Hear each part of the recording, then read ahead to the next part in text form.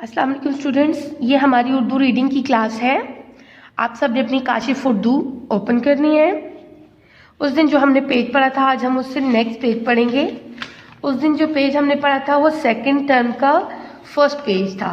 आज हम second term के सेकंड पेज पे जाएंगे। This is so page number 15। सब ने अपना सफ़ा नंबर 15 खोलना है। ओके जी स्टूडेंट, पढ़िए, पेंसिल फेरिए और लिखिए।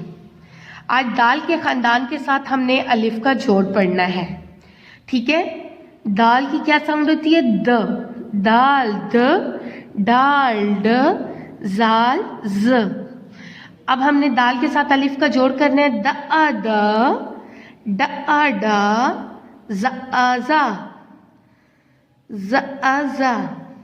अब इन वर्ड्स को हम पढ़ेंगे जो नीचे लिखे हुए अल्फाज हैं। द आ दाल दाल, ड आ डाक डाक, ज आ जात जात, द आ दा दादा। अगेन पढ़ेंगे। द आ दाल दाल, ड आ डाक डाक, ज आ जात जात, द आ दा दादा। दाल, डाक, जात, दादा। ये सारे अलिफ, दाल डाल जाल के साथ अलिफ के जोड़ से बने हुए अल्फाज हैं।